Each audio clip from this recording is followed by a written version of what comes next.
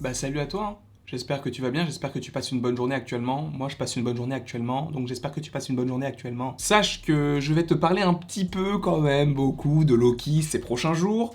C'est logique, hein, tu en conviendras. Loki épisode 2, je ne peux pas vraiment savoir de quoi on va parler dans cet épisode, mais je vais quand même théoriser, hein, je suis là pour ça. Parce que c'est vrai que l'épisode 1 ne te laisse que très peu d'indices sur la suite. Seulement je pense avoir quelques petites idées par rapport aux différentes révélations de l'épisode 1, donc je vais t'en parler tout de suite dans cette vidéo et j'espère qu'elle te plaira bien évidemment.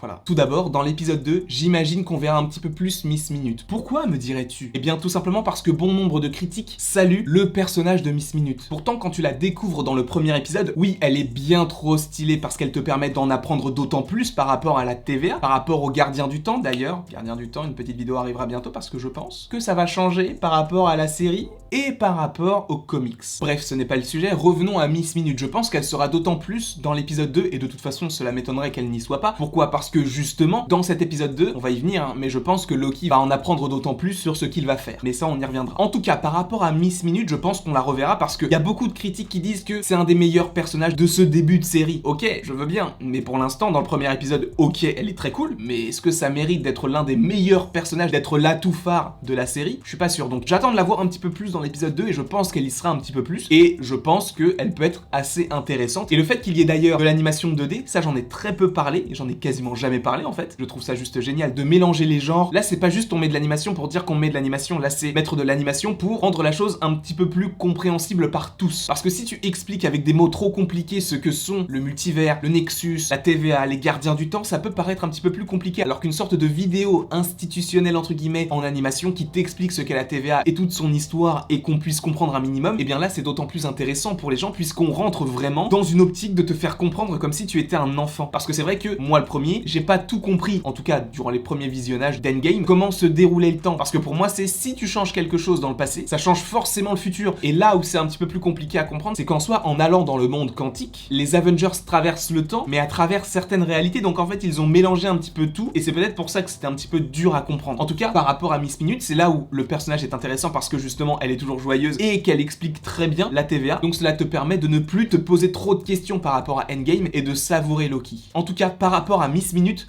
je l'attends au tournant. Peut-être pas, parce que c'est pas forcément un personnage qui est attendu dans la série. J'attends plus Loki. Et d'ailleurs, transition toute trouvée. Loki, que pasa, que paso, Old El Paso, pour ceux qui ont la référence à la flamme. Je vous apprécie fortement. Donc par rapport à Loki, j'attends qu'il y ait plusieurs scènes et notamment des scènes du trailer. Notamment la scène où il dit est-ce que j'aurai le droit à une arme? Il lui dit vous aurez le droit à des couteaux et tu as le personnage de H15 ou B15, je ne me souviens plus, mais en tout cas c'est le personnage qui l'arrête au début de la série. Elle lui dit c'est hors de question. Donc là je pense qu'il est en train de se suit up, comme dirait notre petit Cybrol, et qu'il va véritablement opérer avec Mobius. D'ailleurs la relation Mobius-Loki j'en attends beaucoup, sachant qu'elle était juste trop cool dans le premier épisode. Donc là j'en attends d'autant plus parce que je me dis ça peut encore aller plus loin. Encore une fois, c'est vrai qu'on en a parlé notamment sur plusieurs lives. Mobius, Loki, tu sens que la relation elle va être un petit peu plus compliquée pour Mobius, seulement elle peut l'être également pour Loki parce que je pense que Mobius ne dit pas toute la vérité à Loki. Enfin bon, on ne sait pas vraiment ce qu'il va se passer, mais tu sens que la TVA est trop puissante. C'est même pas que tu le sens, c'est que tu le sais. Elle est plus puissante que les pouvoirs de Loki, donc qui est un dieu. Elle est plus puissante que le pouvoir des pierres de l'infini, sachant que les pierres de l'infini sont les artefacts les plus puissants de l'univers Marvel. En plus de ça, là ça va vraiment rentrer dans de la philo, hein. Mais honnêtement, qu'est-ce qui est plus puissant que le temps? Tu peux quasiment tout affronter dans la vie,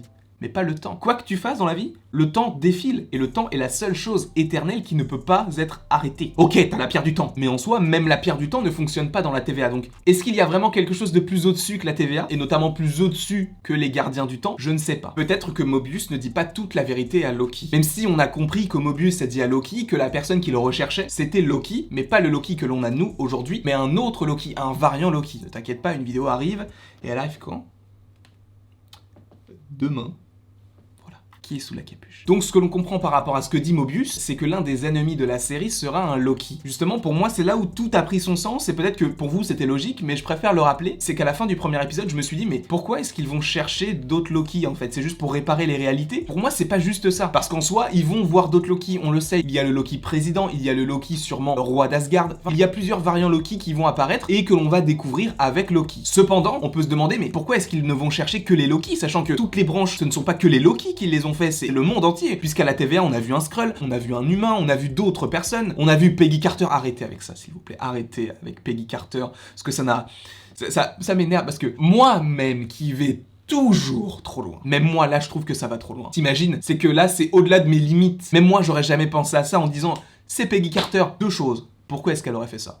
Il n'y a aucun sens. Et en plus de ça, si ça avait été elle, ok, d'accord, mais on le saura jamais. Donc, juste arrêtons avec ça. Parce que l'arc Peggy-Steve, c'est fini, d'accord? Peut-être qu'on reverra Steve Rogers, et c'est pas impossible. Mais pourquoi Peggy? Juste parce que c'est une femme qui a à peu près la même coupe et qui est habillée en bleu? À un moment donné, je veux bien aller trop loin. Moi, je suis là pour ça. Mais là, moi, ça va. C'est au-delà de ce que je peux te proposer, d'accord? Donc, je suis désolé, hein, mais pour moi, c'est pas du tout Peggy. Si c'est Peggy pour toi, mais libre à toi, je suis content que tu le penses. Mais je n'y crois pas une seule seconde. Et quand je vois tous les messages que je reçois par rapport à ça, quand je vois qu'il y a même des médias qui se disent « Est-ce que c'est Peggy ?» Mais non, c'est pas Peggy. Encore une fois, j'ai pas parlé à la showrunneuse, ni à Tom Hiddleston, ni à Kevin Feige pour demander « Est-ce que c'est Peggy ?» Et de toute façon, ce personnage l'est ou ne l'est pas, ça n'a aucune incidence sur le MCU. Et juste parce que c'est un personnage un peu flou, au fond, où tu te dis « Elle a la même coupe », désolé, c'est un peu maigre. À ce moment-là, ça peut être n'importe quel autre personnage. Ça peut même être quelqu'un qui travaille à la TVA. Alors oui, à côté, t'as un soldat, donc peut-être que c'est quelqu'un qui vient l'attraper, mais je suis désolé, mais pour moi, c'est pas du tout Peggy. Donc je profite de cette vidéo-là pour vous en parler. Quoi qu'il en soit, à mon avis, pourquoi est-ce qu'on va voir différents variants Loki? Parce qu'ils vont chercher le méchant, qui serait un variant Loki. Même si dans la vidéo en question, par rapport à qui est sous la capuche, on rentrera d'autant plus en détail pour savoir qui peut être vraiment cette personne-là. Est-ce que c'est vraiment un variant Loki? Est-ce que c'est peut-être un autre personnage? On y viendra, t'inquiète pas. Mais donc, selon moi, pourquoi est-ce qu'ils vont voir d'autres Loki? Parce qu'ils essayent de trouver le bon. Et qui est le méchant, en fait? Qui est celui qui cause tous ces problèmes et qui tue les minuteurs, mais également qui récupère les petites fioles jaunes, donc de l'éternel flux temporel, je ne sais plus comment ça s'appelle, mais t'as compris, les petites fioles jaunes là. Par rapport à ça, j'ai des petites théories, on en parlera dans Qui est sous la capuche. On dirait, tu sais, le nouveau jeu pourri sur TF1 le mardi soir. Qui est sous la capuche?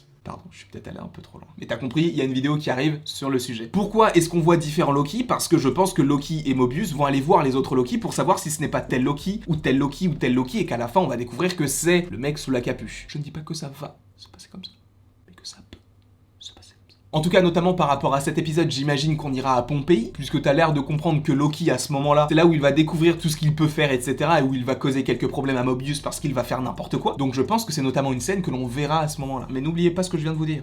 Je pense que la TVA cache de gros secrets. Comme toutes les grandes institutions, hein, que ce soit l'Hydra, le Shield ou même le Sword avec White Vision. On l'a vu dans WandaVision. Donc, à mon avis, la TVA, c'est cool, mais c'est trop cool pour être trop cool. Tu vois ce que je veux dire? En tout cas, voilà tout ce que j'avais à vous dire par rapport aux théories que j'ai par rapport à l'épisode 2. Il y en a beaucoup, mais voilà, je pense que tout ne se passera pas comme ça, mais je me dis pourquoi pas. Si vous avez aimé cette vidéo, n'hésitez pas à l'aimer, à la partager, à la commenter et à vous abonner. Cela me ferait extrêmement plaisir et après toute cette longue vidéo, il ne me reste plus qu'à vous dire à la prochaine pour la prochaine.